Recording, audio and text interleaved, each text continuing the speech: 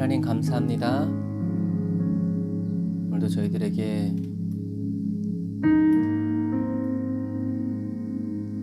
수요 예배로 모일 수 있도록 도우시고 인도하여 주신 주님의 은혜를 감사합니다.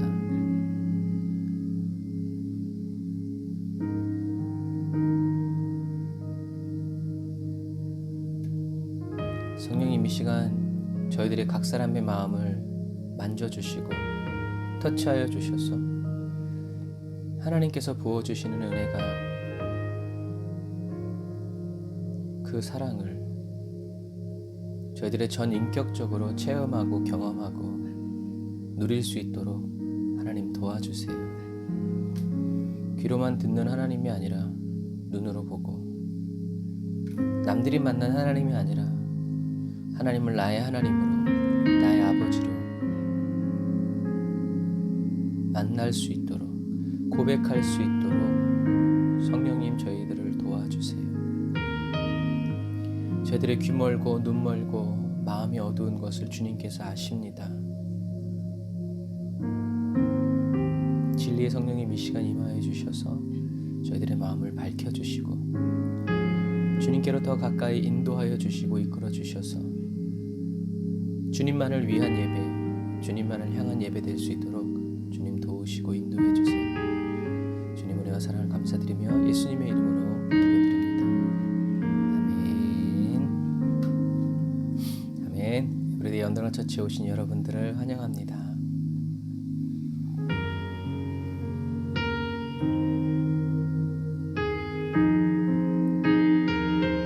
이 수요 예배를 저와 여러분의 인생의 마지막 예배처럼 그런 마음으로 주님께 올려드립시다.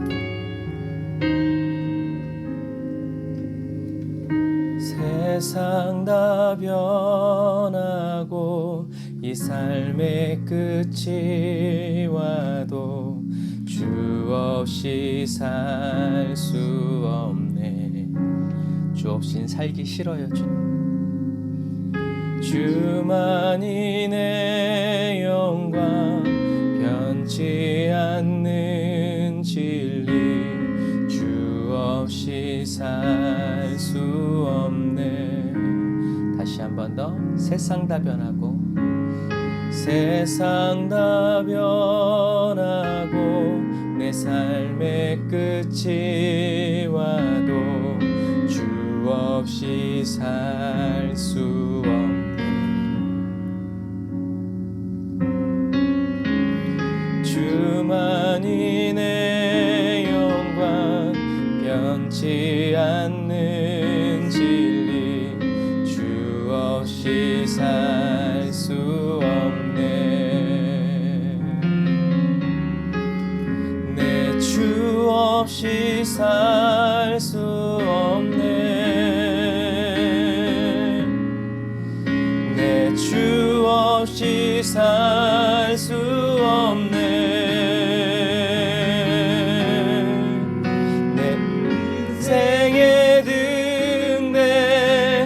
삶의 소망,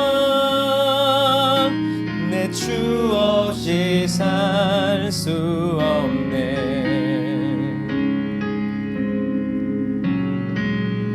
찬양 드리는데 문득 그런 말이 생각났어요.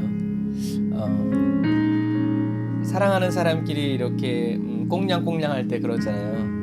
날 사랑해, 날 사랑해, 널 사랑해. 그럼 다시 태어나도 나랑 결혼할 거야?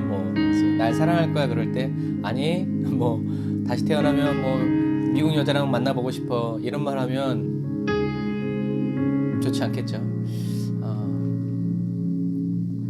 주님도 문득 그런 느낌이 들었어요.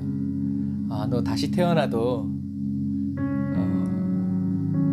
예수 믿을래? 그리스도인 할래? 하는 그런 마음. 다시 태어나면 불교도도 돼보고 무슬림도 돼보고 그러한 소망을 품을 수 있는, 감히 그런 소망을 품을 수 있는 그리스도인이 되지 않고, 하나님 1000번을 다시 태어나도 나는 뱃속에서부터 주님 그리스도인이기 원합니다 하는 그런 사랑의 마음을 가지고 우리 2절 다시 한 번 더 고백해 볼까요? 좋으신 아버지, 진실하신 친구, 주 없이 살 수 없네. 주 없이 살 수 없습니다.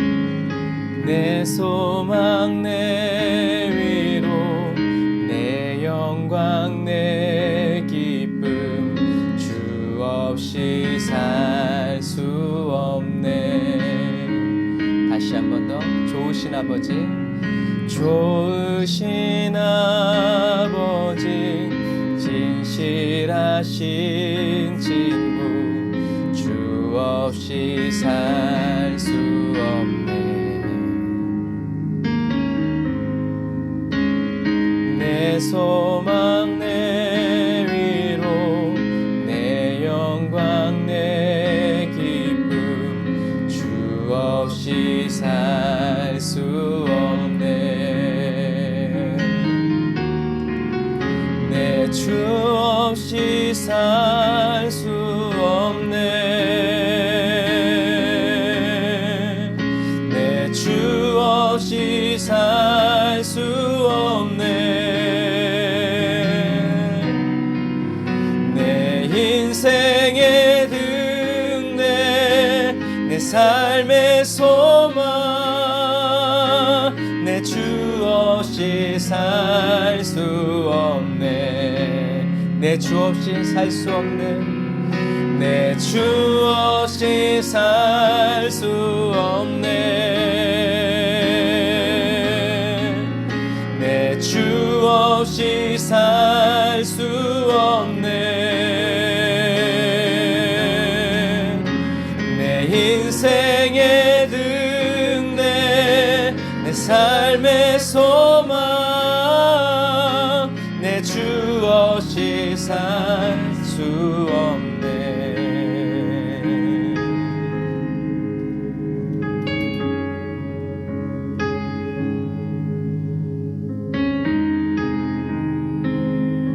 우리가 이런 말 많이 하죠. 순전한 사람, 순전한 영혼, 그런 말 많이 해요. 순전하다는 성경적인 의미는 뭐냐면 깨끗하다는 얘기예요. 깨끗하다는 얘기는 뭐냐면 그냥 보이는 게 다라는 얘기예요. 그래서 순전한 사람이 찬양합니다. 세상 다 변하고 이 삶의 끝이 와도 주 없이 살 수 없어요 라고 찬양하면 그 사람의 중심이 순전하기 때문에 하나님이 딱 보시고 아 그래 맞아 너는 그런 사람이야 라고 얘기해요. 그런데 순전하지 않은 사람은 딱 보이는 게 다가 아니라 꼭 의도가 있고 목적이 있기 때문에 주님이 진짜? 그래? 정말이야? 이렇게 물어보세요. 그래서 저와 여러분들이 예수님의 보혈의 피로 씻김받고 성령님이 감동하여 주시는 순전한 예배자가 되어야 하는 이유는 그냥 단순히 예배가 드려지고 바쳐지기 위해서가 아니라요. 하나님이 그냥 딱 보시면 견적에 나오는 사람. 아, 네 말은. 그래서요. 여러분 순전한 사람은요. 거짓말할 필요가 없어요. 꾸밀 필요가 없어요. 그냥 아멘으로 끝나요. 그것이 순전한 예배자의 삶이에요. 저와 여러분들이 예수님의 보혈의 피로 깨끗이 씻겨져서 정결해진다는 것도 마찬가지예요. 뭐가 정결해지는 거예요? 성경에는요. 두 마음을 품은 사람, 그 사람이 예수님의 보혈의 피로 씻겨지면 어떤 사람이 되냐면 오직 믿음의 마음으로 되는데 그게 바로 정결함이라고 이야기하고 있어요. 그래서 저와 여러분들의 마음이 정결해진다는 건 오직 예수로만 살아가고 오직 예수로만 살기 원하는 마음이 되었을 때 여러분 그 마음이 주님이 보셨을 때 정결한 마음이라는 것을 여러분 기억하시길 바랍니다. 그래서 정말 저와 여러분들이 찬양하고 주님 사랑해요 라고 고백할 때 그 고백이 저와 여러분들의 그냥 영의 고백이 되어서 주님께 그대로 다 올라가는 예배자들이 다 되시기를 주님의 이름으로 축복합니다.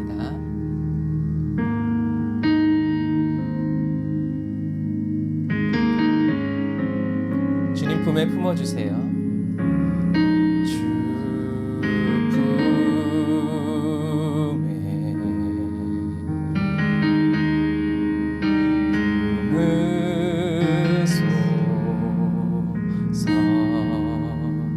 이렇게 순전하게 고백하면 주님이 안아주시겠죠? 능력에 발로 덮은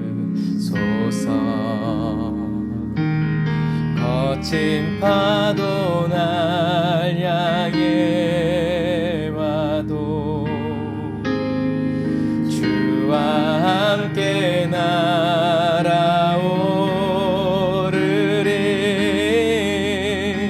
폭풍 가운데 나의 영혼 잠잠하게 주를 보리라. 주님 안에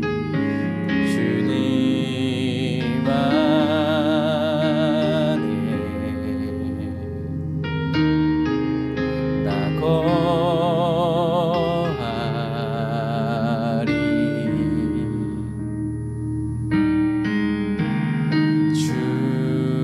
주는요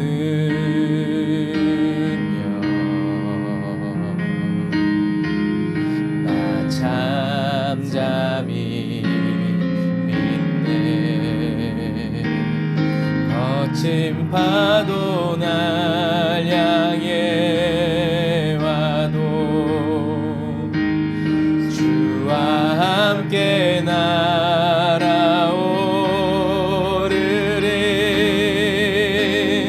폭풍 가운데 나의 영혼 잠잠하게 주를 보리라. 거친 파도 날 향해 와도 주와 함께 날아오르리. 폭풍 가운데 나의 영혼 잠잠하게 주를 보리라. 거친 파도 날 향해 와도 내겐 두려움 없으리. 주와 함께 날아오르리. 폭풍 가운데 나의 영혼 잠잠하게 주를 보리라. 잠잠하게 주를 보리라.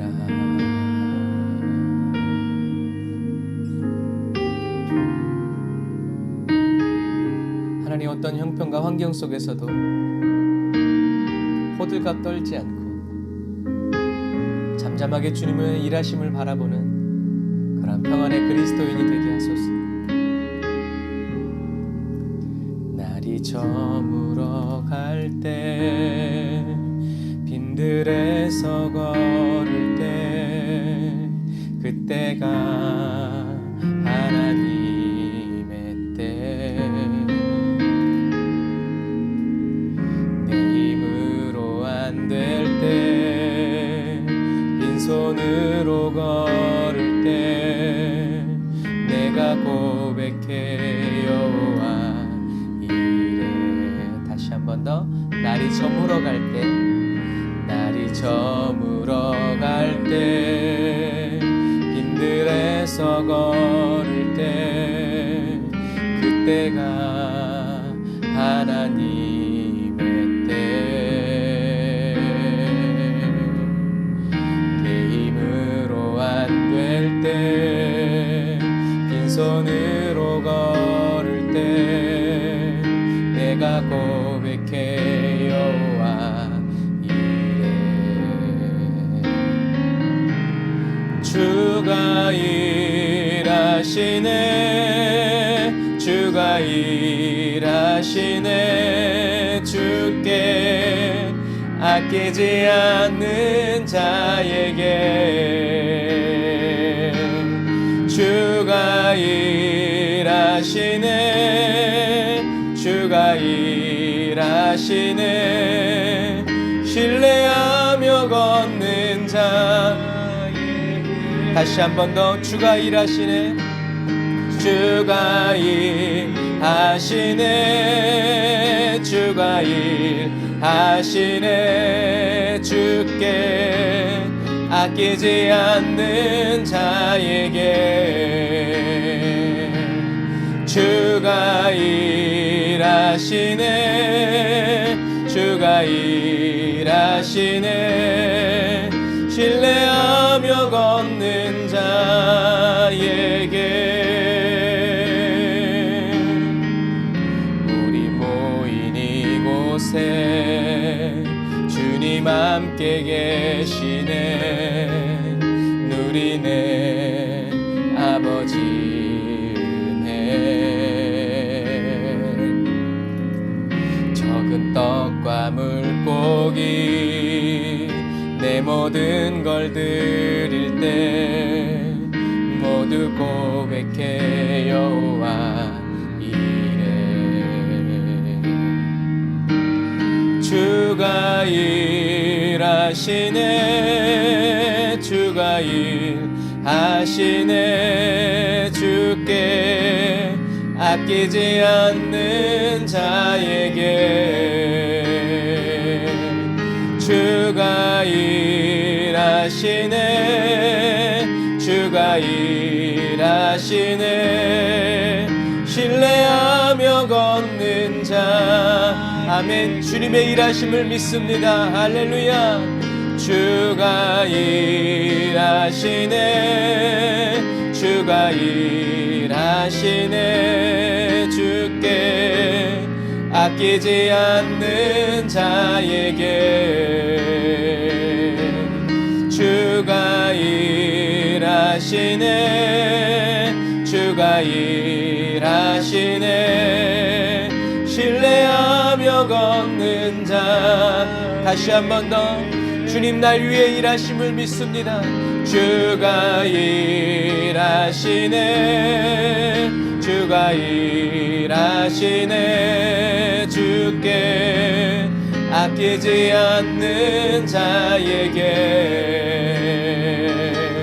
주가 일하시네 주가 일하시네 신뢰하며 걷는 자 신뢰하는 자들에게 길이 되어주시는 주님 나의 길 오직 그가 신하니 나를 단련하신 후에 내가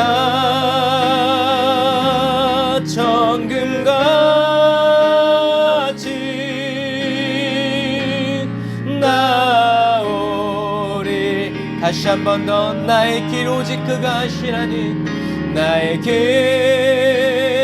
오직 그가 신하니 나를 단련하신 후에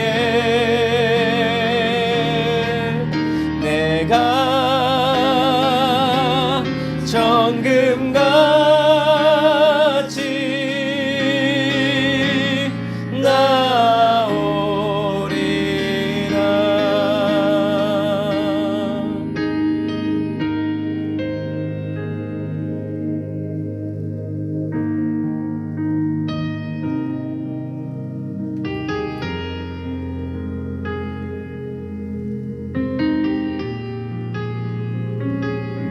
처음부터 고백해볼까요? 주가 보이신 생명의 길 주가 보이신 생명의 길 나 주님과 함께 상한 마음을 들이며 주님 앞에 나가리 나의 의로움이 되신 주 그 이름 예수 나의 길이 되신 이름 예수 나의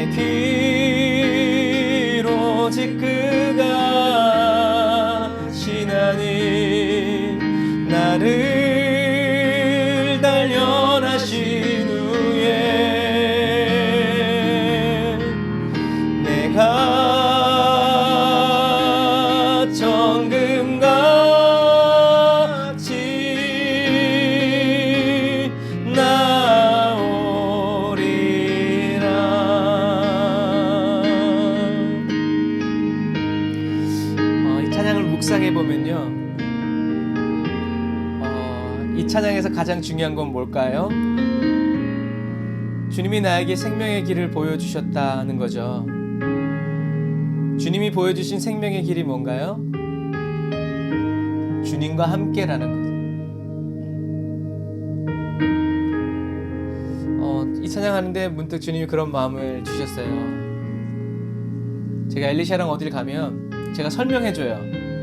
왜 설명해주냐면 다음에 너가 혼자 와야 될 길이니까. 근데 엘리샤는 지금은 안 그런데 어렸을 때는 설명을 잘 안 들어요. 왜냐하면 아빠가 같이 가니까. 아빠랑 같이 가는데 내가 그 길을 알아서 뭐가 필요하냐는 그런 심보인 것 같아요. 기분이 나쁘지 않아요? 여러분, 저와 여러분들이 신앙생활 하면서 걸어갈 때 제일 중요한 건 뭐예요? 길이 좋다 나쁘다가 아니라 주님이 함께 계시는가 계시지 않는가. 내가 그 주님께 뭐라고 고백하는가? 나의 의로움이 되신 주님, 나의 길이 되신 주님, 나는 주님께로만 나갑니다 라는 이런 고백을 하면서 주님과 그 길을 가야 하죠. 여러분, 때론 저와 여러분들이 길이 보이지 않아서 어디로 가야 할지 몰라서 답답할 때가 있어요. 그때 사단은 튀어나가게 하죠. 그러나 하나님이 원하시는 건 뭐예요? 나와 함께 가자. 그래서 우리는 길이 보이지 않을 때 길을 찾지 말고 주님을 찾아야 돼요. 왜냐하면 주님이 저와 여러분들의 길이시기 때문입니다. 이 말씀을 기억하면서 우리 처음부터 한 번 더 고백하고 우리 말씀 듣겠습니다. 우리의 길 되신 예수님을 바라봅니다. 주가 보이신 생명의 길, 나 주님과 함께 상한 마음을 드리며 주님 앞에 주님께로 나아가는 길을 여소서. 나의 의로움이 되신 주, 그 이름 예수, 나의 길이 되신 이름 예수.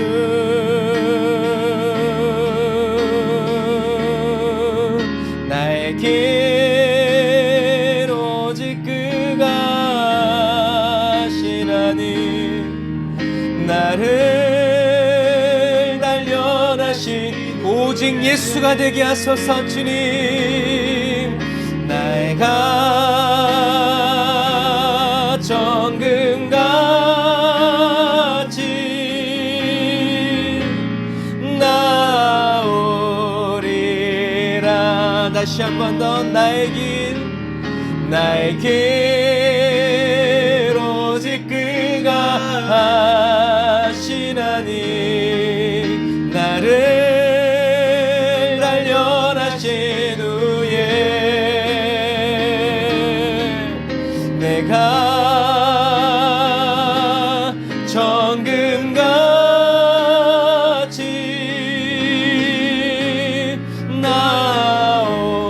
우리 이 시간에 한번 기도할 때 예수님께로 나아가는 길을 열어달라고 기도합니다. 주여,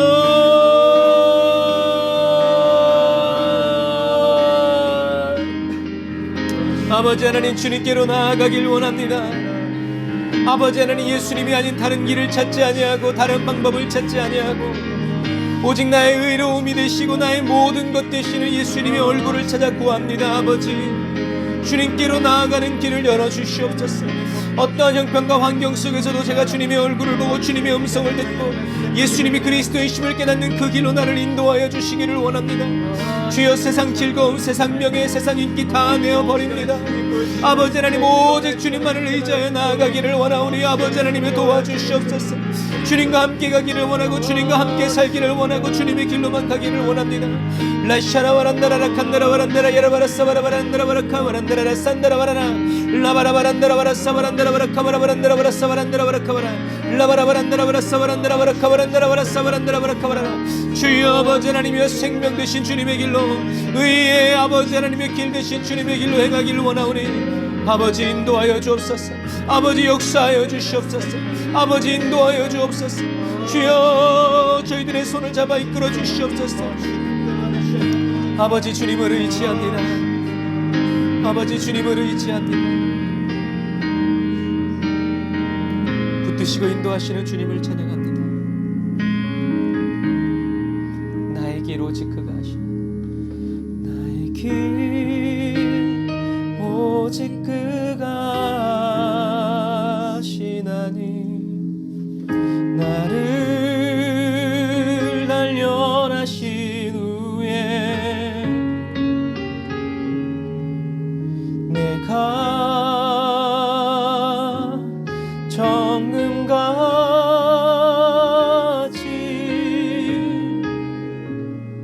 나오리라.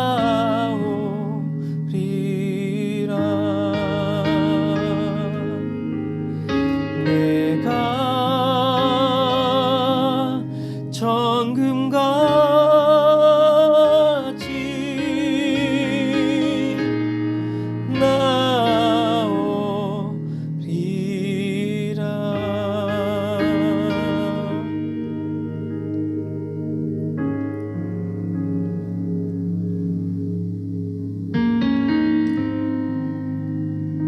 아멘. 주님, 그렇습니다. 제가 주님께 어디로 가야 할지, 어떻게 살아야 될지, 무엇을 해야 할지 묻지 않고 구하지 않는 이유는 제가 어떤 길을 가든 무엇을 하든 무엇을 먹든 무엇을 마시든 살든지 죽든지 주님과 함께라면 다른 것은 아무래도 어찌 돼도 주님 좋습니다. 저의 고백이 삶이 되고 저의 고백이 열매 맺기까지 주님께서 계속 저를 단련하시고 연단하셔서 붙드시고 지키셔서 믿음에서 떨어져 나아가지 않고 예수 그리스도 밖에서 살아가지 않도록 저를 지켜주시고 함께해 주시니 감사합니다. 저는 예수님과 함께 살아가는 것이 바로 예수님의 길을 걸어가는 것임을 고백합니다.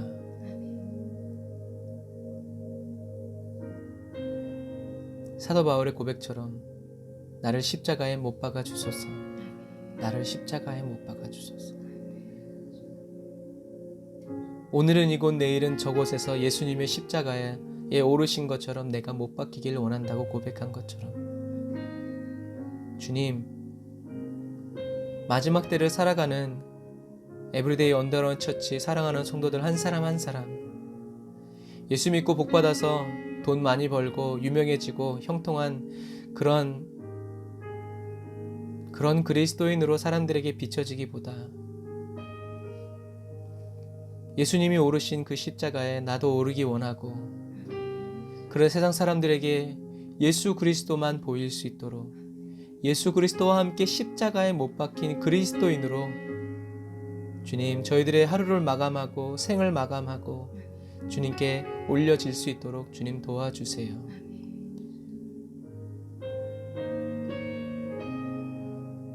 만약에 이 세상에 나 한 사람만 있어도 주님은 나 한 사람의 영혼을 구원하시기 위해서 십자가에 지셨을 것이라는 오래된 고백을 생각합니다. 주님, 우리가 여기까지 깨닫기 원합니다. 내 영혼 한 영혼을 향하신 주님의 뜨거운 사랑, 뜨거운 마음, 뜨거운 관심, 뜨거운 섬김 우리가 아직 이 땅에 살아있는 동안 깊이 체험해서 나를 이렇게 사랑하여 주시는 예수님 자랑하기에 여념이 없고 바쁜 그리스도인이 되게 해주세요. 주님, 오늘 예수님의 탄생 두 번째를 갖게 해주시니 감사합니다. 이 시간을 통해서 우리들이 알고 있는 것뿐만이 아니라 성경 속에 구석구석 스며있는 하나님 아버지의 마음을 캐치하게 하시고 찾아내게 하시고 위로받고 소망을 얻을 수 있도록 도와주세요. 은혜와 사랑을 감사드리며 예수님의 이름으로 기도드립니다. 아멘. 아멘. 에브리데이 언더너 처치 오신 여러분들을 환영합니다. 제가 원래 약간 이게 약간 좀 끝장판이었는데 요한계시록을 하게 되면서 점점 더 점점 더 이렇게 주님을 향한 간절함과 사모함이 이렇게 커져가고 깊어가는 것 같아요. 여러분들도 그렇게 되시기를 주님의 이름으로 축복합니다. 자, 오늘 예수님의 이제 탄생 두 번째 시간을 갖습니다. 자, 높이에서 보면 이 베들레헴이 지금 이렇게 보이는 거예요. 예수님이 탄생하신 곳이 바로 이런 곳이죠. 여기가 바로 탄생교회고, 여기가 목자들 교회. 그러니까 목자들이 여기 있었을 것이다라고 이제 추정하는 거예요. 그리고 여기가 이제 저저번 시간에 봤던 헤로디움이, 그러니까 요 정도 높이에 있으면 여기가 다 보이겠죠. 누가 서들어오고 안 오는지. 여기가 라밀 라헬, 마르엘리아, 여기가 탄둘, 라헬의 무덤이 이제 이렇게 있어요. 그래서 이게 북쪽의 예루살렘에서 바라본 베들레헴이 이제 이렇게 생겼어요. 그래서 이제 세례 요한이 태어났고 예수님이 탄생한 것을 이제 지도를 통해서 우리가 살펴볼 텐데요. 이 가운데 이 도로가 족장의 도로예요. 그러니까 대단하죠. 우리나라 같으면요, 여기 벌써 8차선 생겨가지고요, 이렇게 됐을 텐데, 이 사람들은 아직도 최소한으로만 이제 이렇게 개발하는 것 같아요. 이게 바로 이제 족장들이 다니던, 족장들의 길이에요. 그러니까 지금은 여기가 평지 같지만 사실은 여기가 어디예요? 고산지예요, 고산지. 고산지에 이렇게 평평하게 돼 있는 거예요. 그래서 이게 바로 족장의 도로다. 이 족장의 도로를 타고 이제 저 북이스라엘과 남유대가 이어지는 그런 도로예요. 자, 여기 보면 이게 이제 베들레헴의 이제 모습이에요. 지금 이렇게 생겼는데 여기의 모습이에요. 여기의 모습인데 이 서쪽에는 나무들이 이렇게 있죠. 나무들이 있고 동쪽에는 이제 유다 광야, 그 너머에는 룻기의 배경인 모압 지역이 있어요. 그래서 요 아래는 뭐가 있어요? 이제 요단강, 이제 이게 요단강이 있는 거죠. 홍해가 있고 사해가 있고, 그래서 여기가 이 정도 높기 때문에 비가 오면 낮은 구름이 오면 여기다 비를 쏟는데 높은 구름이 오면 이 베들레헴보다 더 높은 이 모압 산지에 비가 내리기 때문에, 그래서 우리가 룻기서 할 때 그래서 베들레헴에 있던 사람들이 이 모압 땅에 가서, 잘 안 보이겠지만 여기 다 푸르르잖아요. 우리도 이제 태백산 생각하면 돼요. 태백산 건너편하고 그 반대편하고 다르죠. 그래서 여기가 바로 이제 베들레헴 탄생교회인데, 여기 약간 좀 거꾸로 되어 있는데 하늘에서 보면 여기가 뭐냐면 십자가처럼 되어 있어요. 십자가. 하늘에서도 십자가처럼 보이도록 이렇게 되어 있고, 요 안에는 이제 이런 모양으로 이제 이렇게 꾸며져 있죠. 그래서 여기가 바로 이제 예수님의 탄생 장소로 들어가는데요. 그래서 여러분들이 여기서 보시면 뭘 알 수 있냐면, 지금은 요만해요. 그런데 그 전에는 어떻겠어요? 이렇게 아치형으로 만들어졌죠. 그러니까 처음에는 이렇게 아치형으로 만들어졌는데 점점 좁아져서 이렇게, 이게 아주 낮은, 이게 요 아저씨 낮은 키 정도 높이밖에 안 되잖아요. 이렇게 된 이유가 이렇게. 그래서 이슬람 사원도 마찬가지예요. 이슬람 사원도 뭐 큰 문도 있지만 대부분 이렇게 조그맣게 돼 있어요. 왜냐하면 고개를 숙이고 경배하면서 들어가라. 버르장머리 없이 서지 말고. 근데 왕이신 예수님께 경배하면서 들어가게 하려고 이렇게 만들었다고 하지만, 사실은 예루살렘이 워낙 많은 침략을 당하다 보니까 이 적군들이 말을 타고 막 여기도 막 들어가고 막 그렇게 해가지고 어떤 짐승도 타고 들어갈 수 없도록 이렇게 만들어 버린 거예요. 그래서 언제 그랬냐면 콘스탄틴 대제의 어머니인 헬레나가 4세기에 이곳을 방문하면서 이렇게 만들었다고 그래요. 그래서 신앙의 힘이 이제 좋았으니까, 깊었으니까, 그래가지고 아무도 어떤 짐승도 이제 이렇게 타고 들어가지 못하도록 이렇게 낮게 만들어라 해가지고, 처음에는 이렇게 아치문으로 컸었는데 이제 이렇게 메워가지고 조그맣게 이렇게 만들어 놓은 거예요. 자, 그리고 이제 우리가 이제 나중에 성지순례에 가면 이제 다 보게 되겠지만, 어쨌든 미리 보는 거예요.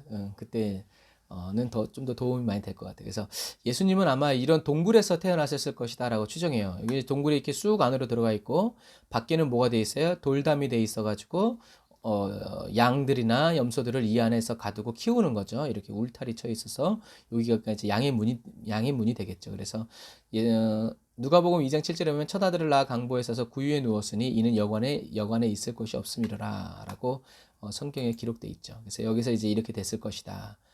바위를 파서 여기서 이렇게 구유에 누워졌을 거라는 거죠. 예수님이 자기 애를 이렇게 낳는 참 실험 정신. 그래서 근데 이게 논란의 여지는 있어요. 어떤 사람들은 예수님이 이런 굴에 태어난 것이 아니라 자기 집 안방을 내어줬다라고 이제 이렇게 주장하는 학자들도 있어요.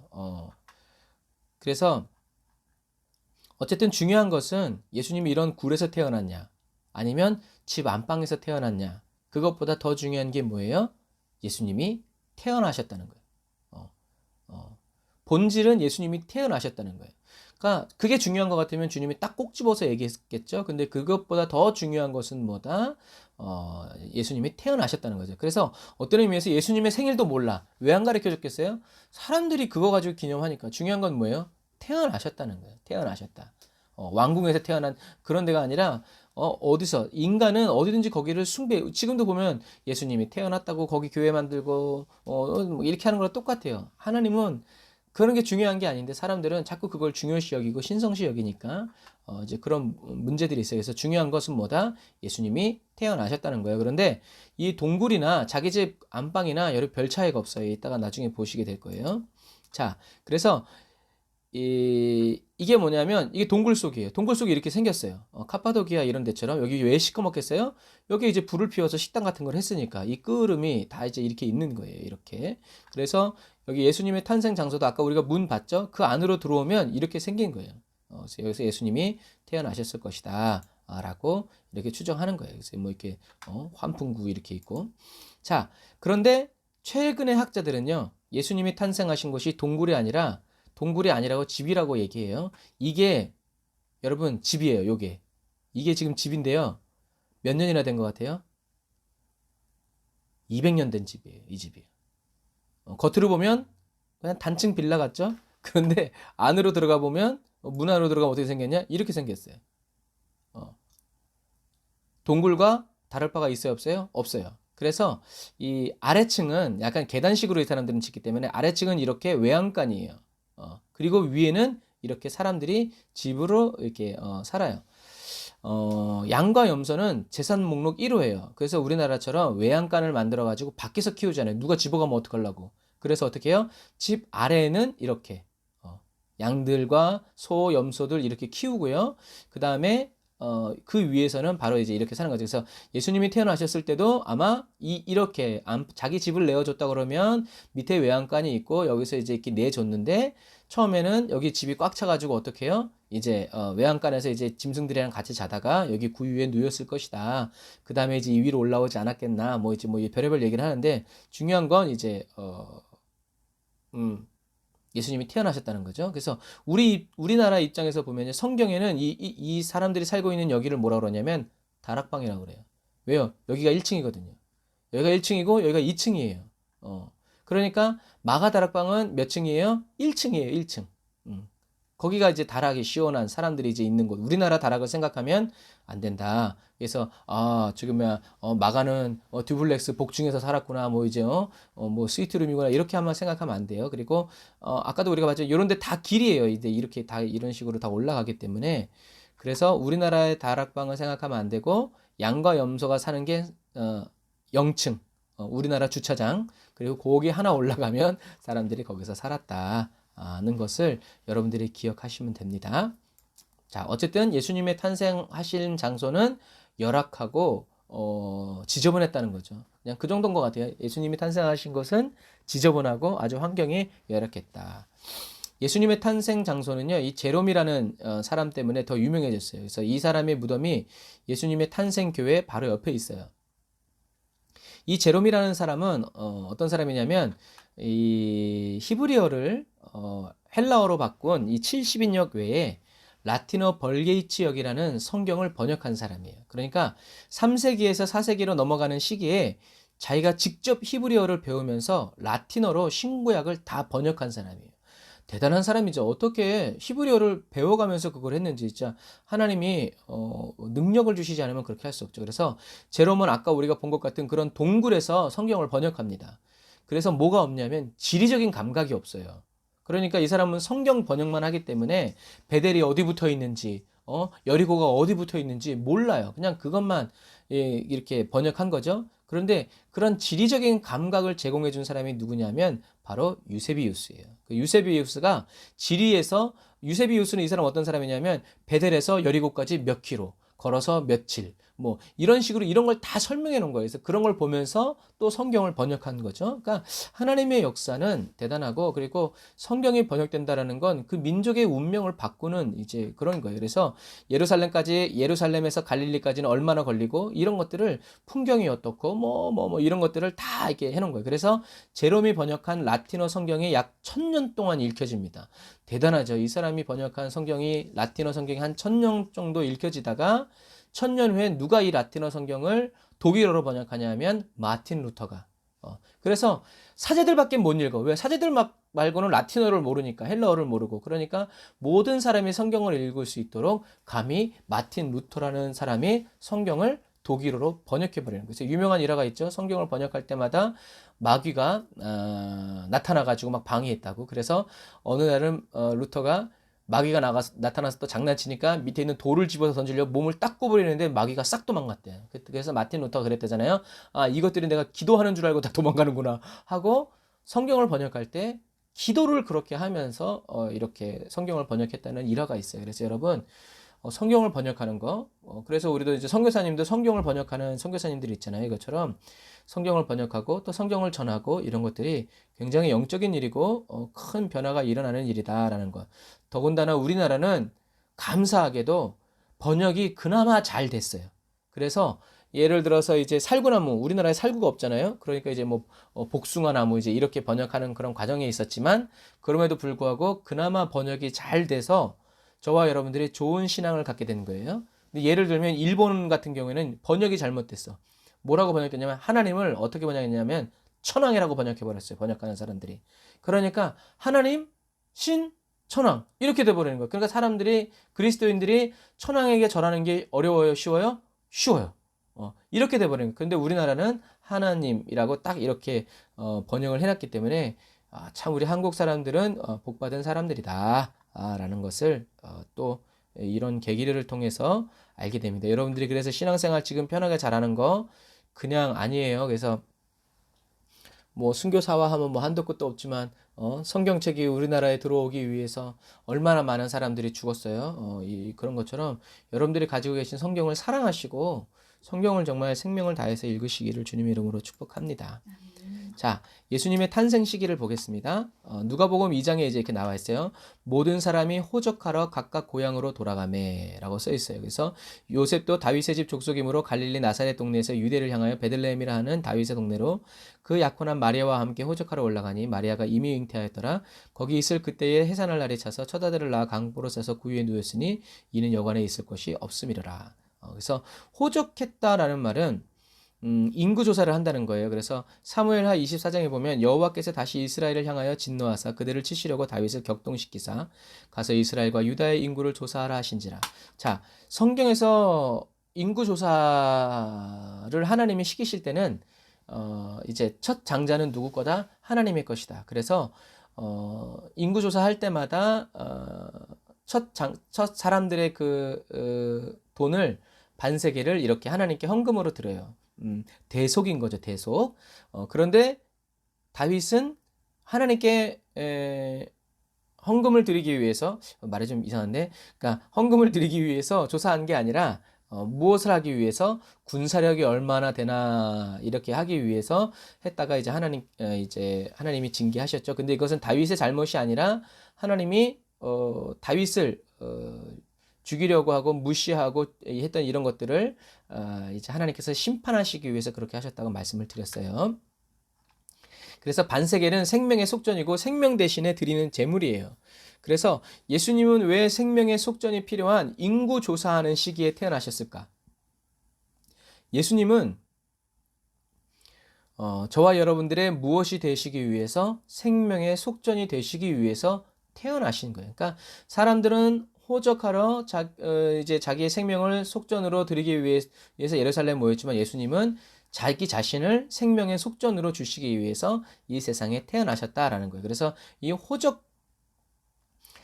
이때에 태어나신 이유가 바로 그러한 이유다라는 것을 여러분 기억하세요. 그래서 속전, 속하는 돈, 그래서 구속, 값을 주고 산다. 이제 그래서 예수님은 저와 여러분들의 구세주라고 얘기하는 거죠. 같은 의미예요. 그래서 이게 이제 목자들의 교회예요. 목자들이 이제 여기에서 있었다. 그래서 그 지역의 목자들이 밤에 밖에서 자기 양떼를 지키더니 주의 사자가 곁에 서고 주의 영광이 그들을 두루 비춤에 크게 무서워하는 자. 그러니까 여기에 있다가 이제 천사를 만난 이제 그 장소다라고 이제 이렇게 내려오는 거죠. 그런데 이 사람들이 천사를 봤어요. 그런데 성경에 마태복음 5장 8절에 뭐라고 써 있어요? 마음이 청결한 자는 복이 있나니 그들이 하나님을 볼 것이며. 그러니까 이 목자들이 어떤 사람들이었다는 거예요? 마음이 청결한 사람들이라는 거죠. 무엇을 근거로? 그러면 우리는 몰라. 그런데 오늘 이 목자들이 마음이 청결한 자는 복이 있나니 그들은 하나님을 볼 것이다. 예수님의 탄생을 제일 먼저 봤어요. 이 목자들이. 왜 이 목자들이 마음이 청결한 사람인가? 라는 것을 이따가 끝쪽에서 알려드릴게요. 여러분들이 큰 은혜를 받으실 것입니다. 그래서 우리들이 알고 있기는 이 목자 온 다음에 바로 누가 와요? 동방 박사들이 와요. 근데 사실 그건 사실이 아니에요.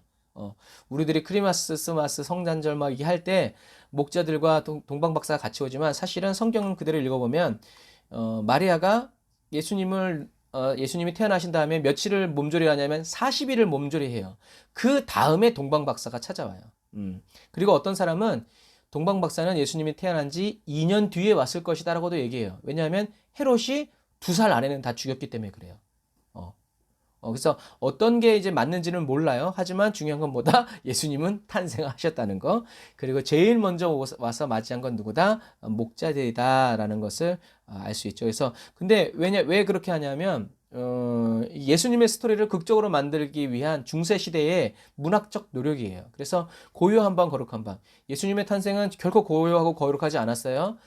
짐승들이 울고 있었을 것이고요. 거리마다 사람들이 왁작지껄 해가지고 굉장히 시끄러운 밤이었을 거예요. 그런데도 우리들이 찬양한 건 뭐예요? 예수님이 굉장히 이렇게 불쌍하고 이렇게 비참한 가운데서 태어난 어떤 이런 극적인 것들을 이런 중세시대 때 오페라 같은 걸 만들면서 그렇게 꾸며낸 거예요. 근데 사실은 성경은 예수님이 태어나시고 천사들이 목자들로 하여금 보게 하시고 그 다음에 40일 동안 몸조리를 하신 다음에 그 다음에 동방박사가 오고 그 다음에 이제 애굽으로 피신하는 이제 이런 상황들이 있죠. 그래서 이게 이제 성경의 이제 이야기예요. 그리고 목자들이 이 들에 있다라는 건 무슨 얘기예요? 예수님이 겨울에, 우리는 12월 25일이잖아요. 겨울에 태어나신 게 아니라 이제 여름에 태어나신 증거다. 겨울에 누가 입 돌아가게 여기서 양들을 지키고 있겠어요? 그렇지 않죠. 그래서 목자들이 여기 있었다는 것도 예수님이 탄생은 아마 이렇게 12월 25일이 아니라 여름 정도였을 것이다 라고 말하는 이 사람들도 있어요. 그래서 12월 25일을 탄생일로 잡은 것은 로마 제국이 12월 25일이 이제 아폴론 신의 아들인가 태양 신의 아들이 생일이에요. 그래서 어차피 그날에 축제 벌리고 흥청망청 노느니 그날에 거룩히 지켜라 라고 해서 12월 25일로 그냥 정한 거예요. 그래서 그것의 12월 25일은 사실 큰 의미가 없다라는 거. 그런데 근데 이게 왜 그러냐면 예수님의 탄생 날짜가 불분명한 이유는 유대인들은 태어난 날보다 어떤 날을 더 중요시 여기냐면 죽은 날을 더 중요시 여겨요. 그래서 예수님이 죽으신 것에 대해서는 상세한 기록이 있는데 태어나신 것에는 별 기억이 없어. 근데 헬라 사람들은요, 태어난 날도 중요시 여기는 거예요. 그러니까 헬라의 영향을 받은 로마나 이런 나라들은 성인이 태어난 날 이런 것도 막 자기들이 맞게 해가지고 이렇게 탄신일로 정하는 거예요. 근데 이것이 누가복음에 쓰여 있는 이유는 누가는 헬라인이었고 이방인이었기 때문에 비교적 다른 성경에 비해서 예수님의 탄생 기사가 자세하게 나와 있는 이유가 바로 그런 이유예요. 그러니까 우리가 그냥 성경을 쭉 읽으면 그렇지만 그 사람들의, 그러니까 하나님이 그런 사람들의 그런 특성과 문화, 그런 사고 방식까지도 어떻게 해요? 다 쓰시는 거예요. 자, 그리고 이제 예수님의 탄생교회를 가는데 예수님 이제 목자들이 양떼를 지키는데 주의 사자가 곁에 서고 주님의 영광이 그들을 두루 비추죠. 이렇게 쫙 비춰요. 이렇게 보고 있는데 양들을 하고 있는데 뭐요? 이제 근데 그래서 주의 사자가 곁에 서고 주의 영광이 그들을 두루 비춤에 크게 무서워하는지라 천사가 이르되 무서워하지 말라. 보라 내가 온 백성에게 미칠 큰 기쁨의 좋은 소식을 너희에게 전하노라. 오늘 다윗의 동네에 너희를 위하여 구주가 나셨으니 곧 그리스도 주시니라. 자, 여기서 보면 빛이 있고 천사들의 소리가 있죠. 그래서 빛과 소리는 성경에서 주님이 임재하실 때의 공통된 역사예요. 그래서 모세가 두 돌판을 갖기 위해서 올라갈 때도 산에서 빛이 비추고 번개가 치고 또 큰 소리들이 났죠. 이제 이런 것들. 그래서 빛과 소리는 하나님이 나타나실 때의 특징입니다.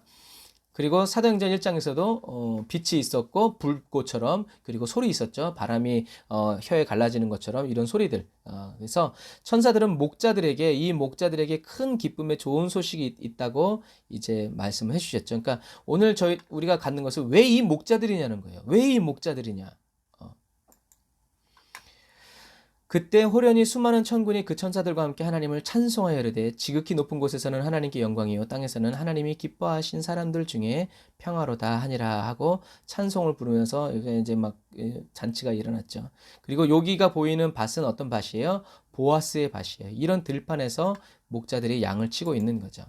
자, 그래서 누가복음 2장 15절에 보면 천사들이 떠나 하늘로 올라가니 목자가 서로 말하되 이제 베들레헴으로 가서 주께서 우리에게 알리신 바 이 이루어진 일을 보자 하고. 이 사람들은 목자들이에요.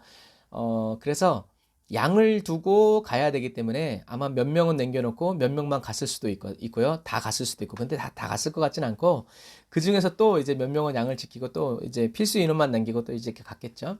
예수님을 찾아가기로 결정을 합니다. 그래서 갔더니 우리가 잘 보는 것 같은 이런 장면이 이제 딱 펼쳐진 거죠. 그리고 가서 아기가 태어난 것을 보고 천사가 자기들에게 이 아기에 대하여 말한 것을 전합니다. 첫 번째 증인이 된 거예요. 그러니까 이 아이가 그냥 보통 아이가 아니라 하나님이 보내신 큰 평화의 여호와 샬롬이다라는 것을 이제 전해준 거예요. 증인이죠. 그래서 2장 18절에 듣는 자가 다 목자들이 그들에게 말하는 것들을 놀랍게 여기되 마리아는 이 모든 말을 마음에 새겨 생각하니라. 참 학자들은 대단해요. 여기 성경에 듣는 자라고 쓰여 있는 걸로 봐서 예수님이 아까 그 장면을 생각하시면 밑에 동물들과 함께 있다가 이제 아기가 태어났으니까 어디로? 그 위로 올라가서 이제 또 다른 사람들이 있었을 것이다. 이렇게 장소가 옮겨진 것이라고도 이제 색이에요. 어쨌든 중요한 건 마리아는 이 모든 말을 마음에 새겨 생각했다라는 얘기죠. 자, 그러면 이 목자들은 누구냐? 천사들이 와서 첫 증인으로 해준 이 목자들은 누구냐? 해서 누가복음 2장 20절 보면 목자들은 자기에게 이르던 바와 같이 듣고 본 그 모든 것으로 인하여 하나님께 영광을 돌리고 찬송하며 돌아가니라. 이 목자들은 누구냐면 이 목자들이 누군지를 아는 것이 저와 여러분들에게 큰 은혜가 돼요. 성경에 감추어진 부분이지만 저와 여러분들이 이것을 통해서 하나님의 역사에는 우연이 없고 우연을 가장한 필연만 있다는 것을 다시 잘 알 수 있을 것 같습니다. 그래서 이 목자들이 누군가 라는 것을 추적해 보면, 이 사람들을 추적해서 쭉 끝까지 올라가다 보면 누가 나오냐면 겐 사람이 나와요. 겐 사람. 이제 사사기 4장 17절에 보면 시스라가 걸어서 도망하여 겐 사람 헤벨의 아내 야엘의 장막에 이르렀으니 이는 하솔 왕 야빈과 겐 사람 헤벨의 집 사이에는 화평이 있습니다. 그래서 이 목자들이 어느 사람이냐면 겐 사람인데요. 그러니까 성경을 쭉 관통한 거예요. 그래서 이 겐 사람인데 이 겐 사람이 누구냐면 모세의 장인이었던 이드로예요. 이드로가 겐 사람이에요. 그래서 이스라엘을 괴롭히는 이 놈이 오니까 이드로의 사람들이 이 놈을 죽인 거예요. 하솔 왕 야빈을. 왜냐면 이제 그전에는 이 사람과 가까웠는데 그래도 하나님을 믿기 때문에 이 하솔 왕을 죽인 거죠. 그래서 이드로가 모세의 장인이고 미디안 사람이죠. 그래서 이 중에 이 야일이라는 여인이 이제 죽인 거예요. 시스라를 말뚝으로 박아서 죽였죠. 그래서 이 여인의 족속이 겐 족속인데 나중에 예후가 열왕기하 10장 15절, 우리 이 왕하 10장 15절 읽어봅시다. 예후가 거기서 떠나가다가 자기를 맞으러 오는 레갑의 아들 여호나답을 만난지라. 그의 안부를 묻고 그에게 이르되 내 마음이 내 마음을 향하여 진실함과 같이 내 마음도 진실하냐 하니 여호나답이 대답하되 그러하니이다. 이르되 그러면 나와 손을 잡자 하니 손을 잡으니 예후가 끌어 병거에 올리며. 그래서 예후와 북이스라엘의 예후와 함께 이 레갑의 아들 여호나답이 같이 가는데 레갑의 아들 여호나답이 바로 겐 사람이에요. 그래서 이 사사기 5장에서는요. 사사기 5장에서는 드보라가 야엘을 축복해요. 그래서 이 야엘이 죽였기 때문에, 그래서 왜냐면 야엘이 죽여가지고 누구지? 하여튼 그 사람이 영광을 얻지 못하고 사사 드보라가 그럼 네 영광을 이제 여인이 얻을 것이다, 다른 사람이 취할 것이다 해가지고 이제 그래도 좋으니까 막 그렇게 해가지고 이 사사 여자 선지자 드보라가 야엘을 축복합니다. 그래서 야엘의 자손들이 축복을 받아서 이렇게 말한 것처럼 예후가 레갑의 아들 여호나답과 함께 손을 잡을 정도로 아주 그 세력이 커진 거예요. 그리고 여호나답은 요나답이라고도 불러요. 그래서 예레미야 35장 6절 7절에 보면 그들이 이르되 우리는 포도주를 마시지 아니하겠노라. 왜냐하면 레갑의 아들 우리 선조 요나답, 이 요나답이 여호나답이에요.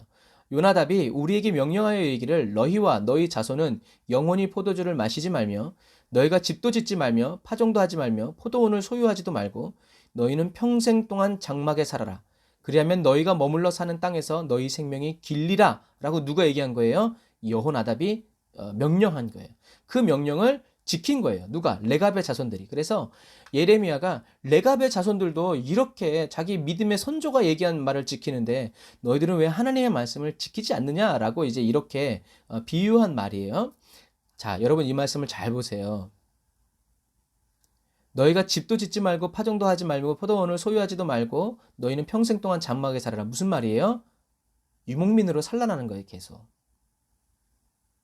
무슨 말이에요? 재물 얻을 능력이 있고 이 예후처럼 정계에 진출한다고 하더라도 하라는 거야, 말라는 거예요? 하지 말라는 거예요. 너희들은 영원히 포도주 마시지 마. 왜요? 나시린처럼 하나님을 믿는 사람이니까, 따르는 사람이니까 술 마시지 마. 그리고 집도 짓지 마. 파종도 하지 마. 포도원을 소유하지도 마. 너희들은 평생 장막에 살아. 나그네로 살아. 목자가 돼. 목자로 살아. 무슨 말이에요? 하나님만 섬기라는 얘기예요. 왜냐하면 이 여호나답은요, 예후가 뭘 안 없앴어요? 단의 금송아지를 안 없애요. 그걸 보고 이 여호나답이 자기 레갑의 자손들에게 얘기한 거예요. 야, 하나님 앞에서 똑바로 살자. 지금은 뭐 하나님이 원하시니까 이렇게 하지만 너희들은 아무리 그런다고 하더라도 그렇게 하지 말고 그냥 목자로 살아라. 그래서 여호나답은 이 왕조가 예후가 금송아지를 없애지 않는 걸 보고, 못하는 걸 보고요, 이 왕조가 길지 않을 것을 예감한 거예요. 그러니까 싹수를 본 거죠. 예후의 영상태를 본 거예요.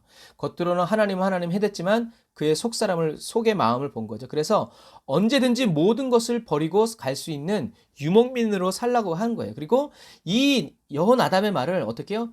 끝까지 자자손손 몇백 년 막 대대로 어떻게 해요? 이 말을 끝까지 지켜간 족속이 바로 이 레갑의 족속이에요. 그래서 예레미야가 축복하는 거예요. 이야, 하나님을 섬기기 위해서 명예를 버리고 부요함을 버리고 언제든지 하나님만을 따라가기 위해서 이렇게 하는구나. 그래서 예레미야 35장 19절에 보면 레갑의 아들 요나답에게서 하나님이 말씀하시는 거예요. 내 앞에 설 사람이 영원히 끊어지지 아니하리라 라고 하나님이 축복해 주세요. 그래서 아수르가 북이스라엘을 침략할 때요, 고관 대적들 다 잡혀갑니다. 그런데 레갑의 자손들은 잡혀가지 않아요. 왜요? 목자니까. 얘네들은 계속 이리저리 왔다 갔다 하고, 옛날에 구약에 얘기했죠? 유목민은 건드리면 어떻게 된다고요? 마지막 한 사람이 죽을 때까지 전쟁한다고 그랬어요. 그래서 유목민들 안 건드려요. 왜? 자기들도, 아수르도 유목민들의 이제 이 미디안 조상들 알고 있기 때문에 유목민이 얼마나 무서운지 알기 때문에 유목민은 안 건드려요. 얘네들은 어차피 계속 떠돌아다니니까 정치와 상관없거든요. 그래서 놀랍게도 아수르가 북이스라엘을 침략할 때 고관 대작들은 다 잡아가 버렸는데, 죽이고, 이 레갑의 자손들은 잡혀가지 않아요.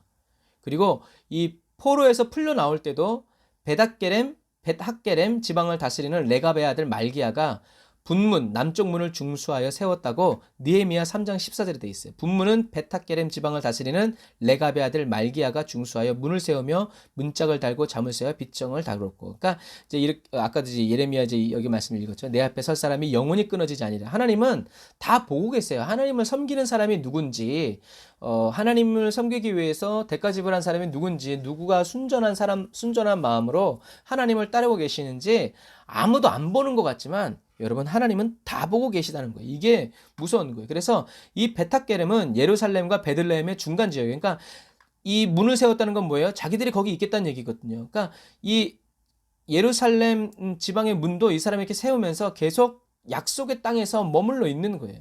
조상의 명령대로 계속 그곳에서 유목민으로 살았으니까 거기서 예수님의 탄생을 들을 확률이 가장 높았다는 거죠. 그래서 하나님은 하나님을 믿고 하나님의 말씀대로 살아가는 하나님의 백성들을 결코 잊지 않으신다.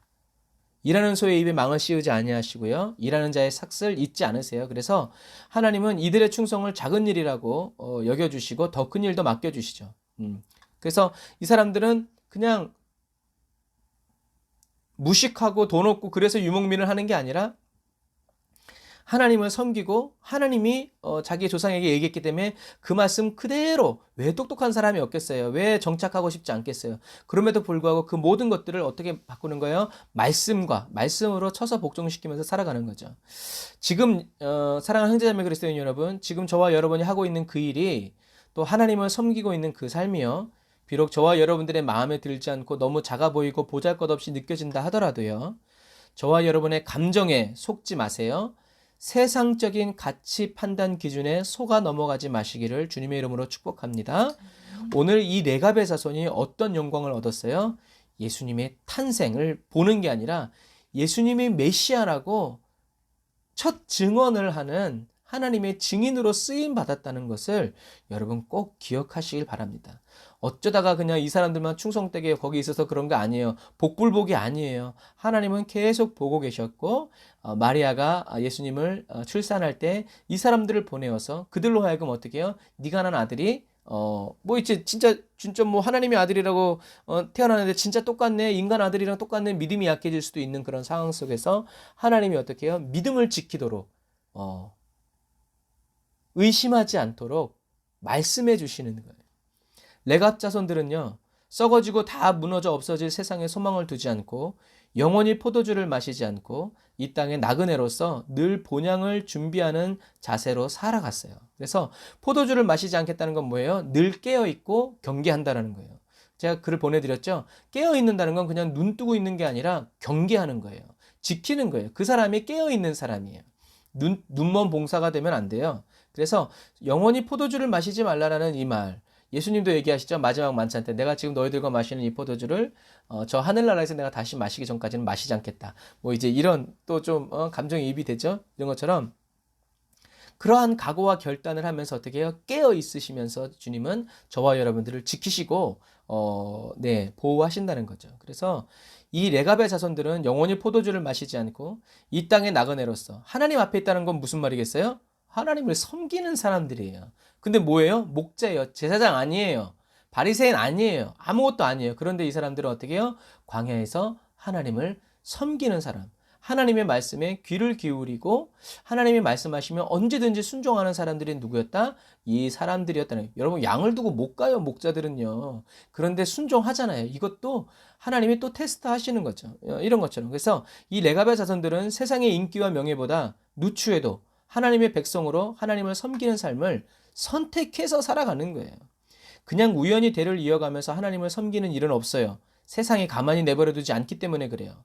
저와 여러분이 오늘 이 하루를 믿음으로 선택해서 살아가고 그 선택을 자녀와 손자들이, 손녀들이 보고 배우면서 삶으로 살아가게 되기 위해서 저와 여러분들은 기도하고 날마다 회개하며 정결하게 살아가야 된다라는 얘기죠. 그래서 모세를 반역해서 땅속으로 들어갔던 고핫 자손이 다시 하나님의 법궤를 섬기던 그때를 몇 년 동안 기도하면서 예배했다고요? 470년.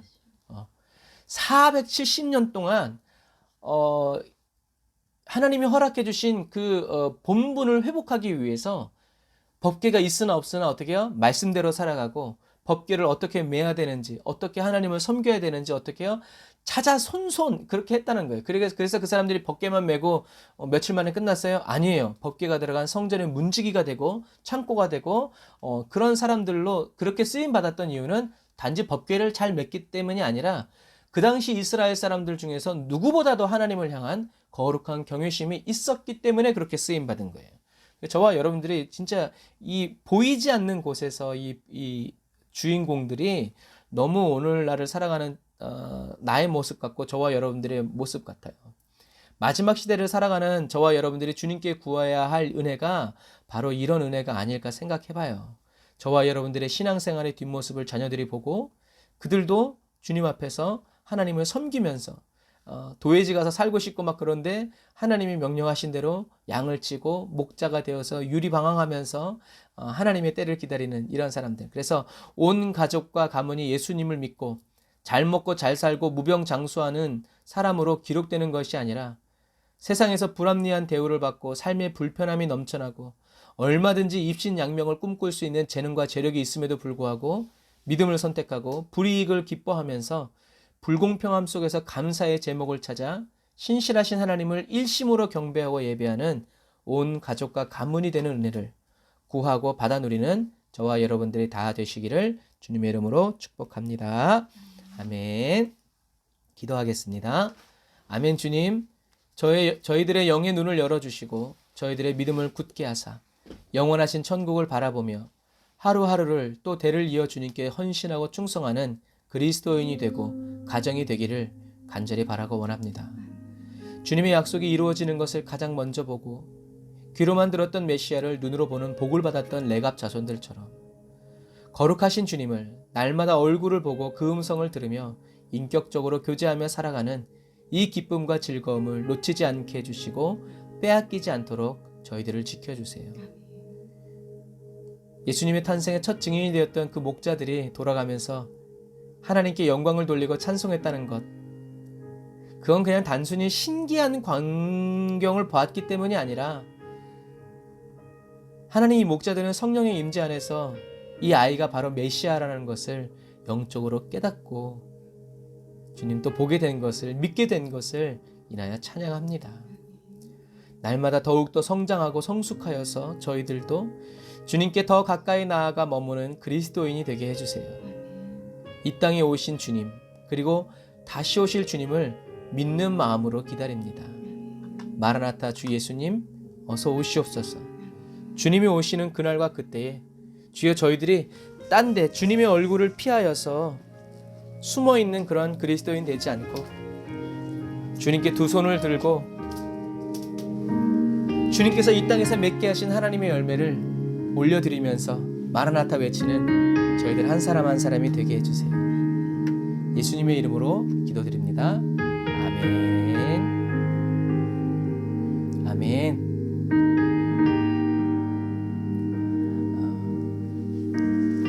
여러분 재미있으시죠? 옆 사람과 인사하겠습니다. 당신은 레갑 족속이 됩시다. 자, 우리도 레갑 족속이 됩시다. 아멘. 이 땅에 나그네 되어서 주님이 다시 오시는 그날까지 하나님을 찬양하며 하나님의 영광을 보고 경배하는 저와 여러분들이 다 되시기를 주님의 이름으로 축복합니다. 마라나타 주 예수여 어서 오시오. 들판의 목자들과 같은 레갑 자손의 마음으로 땅의 모든 끝 모든 족속 주를 찬송하게 하소서. 마라나타 주 예수여 어서 오시옵소서.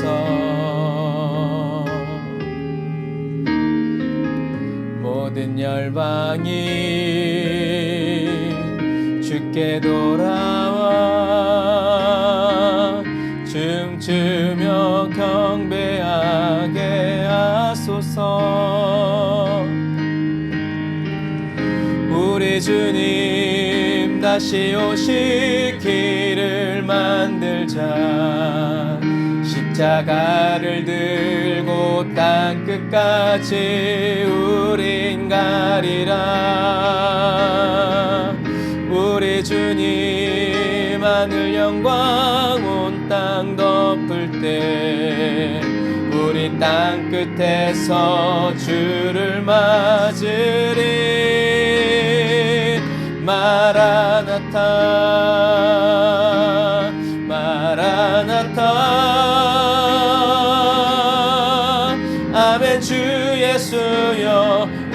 오시옵소서. 마라나타 마라나타.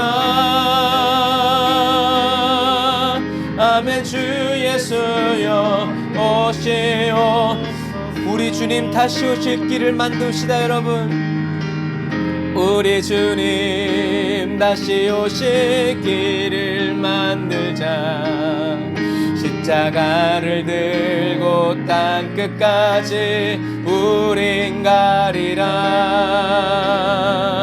우리 주님 하늘 영광 온 땅 덮을 때 우린 땅끝에서 주를 맞으리.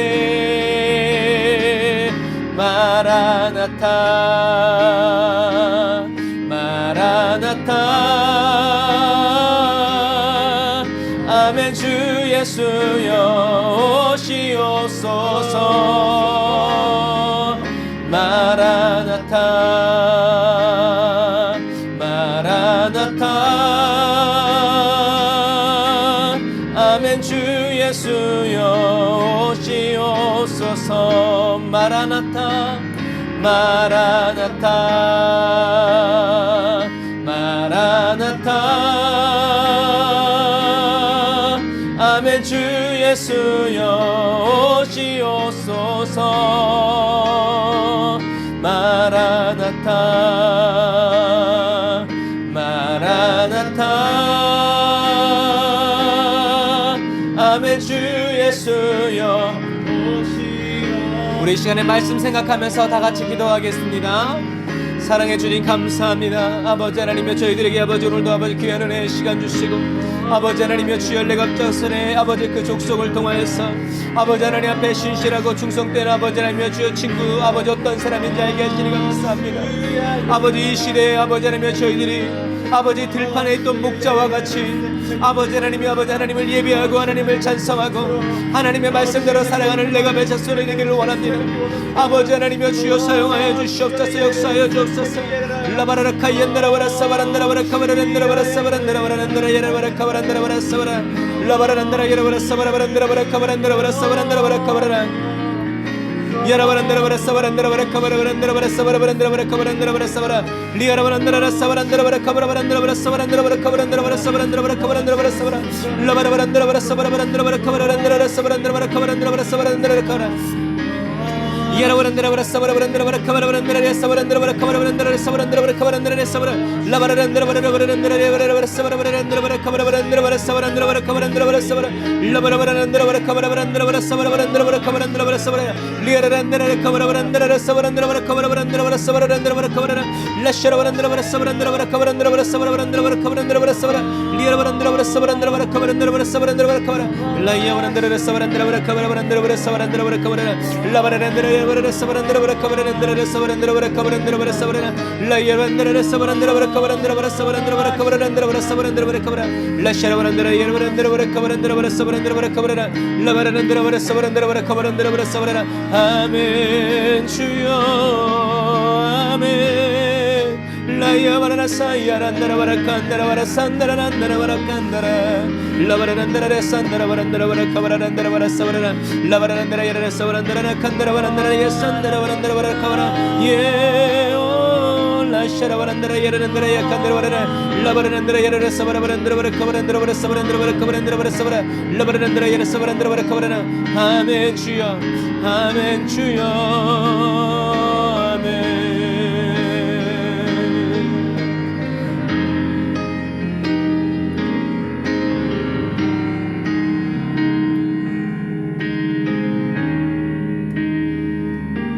마라나타 마라나타. 아멘. 주 예수여 오시옵소서. 마라나타 마라나타. 아멘. 주 예수여 오시옵소서. 아멘. 주 예수여 오시옵소서.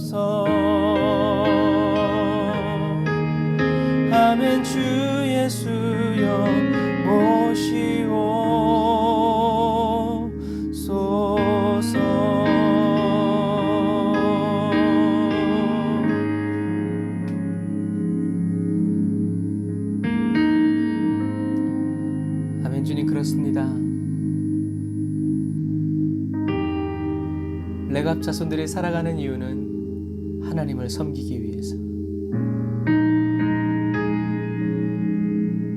하나님의 말씀대로 살아가기 위해서, 하나님과 함께 살아가기 위해서, 물이 나쁜 땅에서 너무나 필요했던 포도주마저도 사람의 마음을 인위적으로 기쁘게 만들고 흥분시켰던 그 술마저도 마시지 말고, 신약으로 말하자면 성령의 새술에 취하여 살아가고, 성령의 새술의 그 임재 안에서 살아가기를 위해서 결단했을 때, 하나님은 그들의 믿음을 보시고 내 앞에서 끊어지지 않을 것이다 라고 얘기하십니다. 비록 그들이 제사장도 아니었지만 그들은 목동에 불과했고 로마인들이 멸시하고 무시하는, 천시하는 사람들이었지만, 그랬기 때문인가요? 그들의 삶은 온전히 하나님의 것이었고, 그들의 삶은 온전히 하나님만을 기뻐하는 예배자의 가문들이 되었음을 봅니다. 세상의 사랑을 받지 못했을 때, 세상의 위로를 받지 못했을 때, 하나님이 주시는 위로로, 하나님이 주시는 사랑으로 100% 가득 찼던 레갑 자손들처럼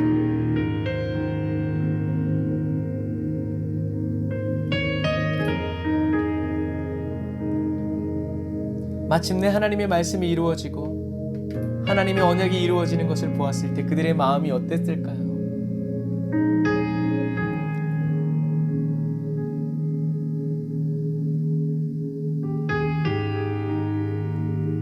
아마 자기들의 엄청난 고생과 삶의 불편함들을 다 보상받고,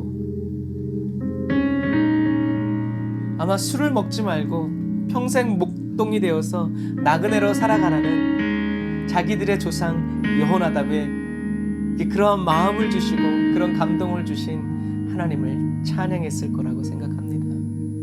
하나님, 오늘 저희들에게도 이 은혜가, 저희들이 주님과 저희들과의 사이에서 흘러나오는 이 생명의 강수가 주님 저희 자녀들에게도, 손자 손녀들에게도 대를 이어서 더 깊어지고 더 깊어져서 끝까지 충성하는 그리스도의 가정이 되게 하시고, 끝까지 헌신하는 그리스도의 가문이 되도록 주님 은혜를 베풀어 주시옵소서.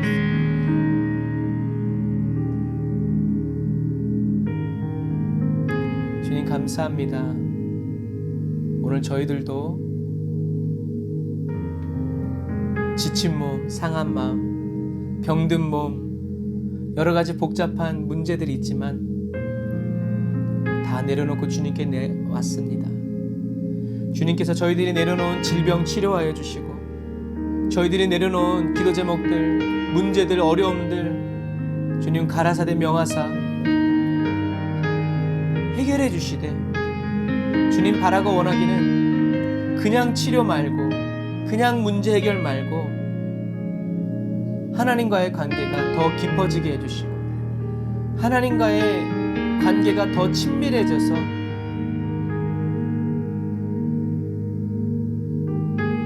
그 부수적인 산물로 병이 치료받고 우리들의 문제가 해결받는 그 은혜를 원합니다. 주님 감사해요. 우리 에브리데이 온더너 처치에 귀한 말씀 주시고 함께 모여서 기도하고 부르짖어 기도할 수 있는 성도들 보내주셔서 감사합니다. 주님, 저희들이 조금 더 오래 기도할 수 있고 조금 더 마음껏 소리 지를 수 있는 예배의 초소를 허락하시고 저희들을 인도하여 주시기를 원합니다. 그러나 그리 아니하실지라도 감사하며 더 마음을 엑기스를 짜내듯이 짜내서 주님께 진실한 고백 올려드리고 주님께 성실하게 살아갈 수 있도록 도와주세요. 감사합니다. 우리 마음의 소망이 되시고 위로가 되시는 주님을 찬양합니다. 드려진 예물 받아주시고 기억하여 주옵소서.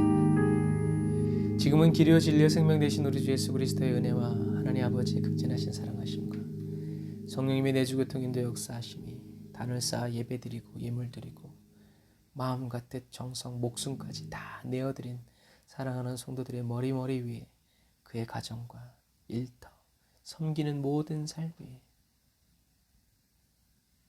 하나님의 극진한 사랑과 극품의 기름 부으심이 이제로부터 영원토록 함께 하실지어다.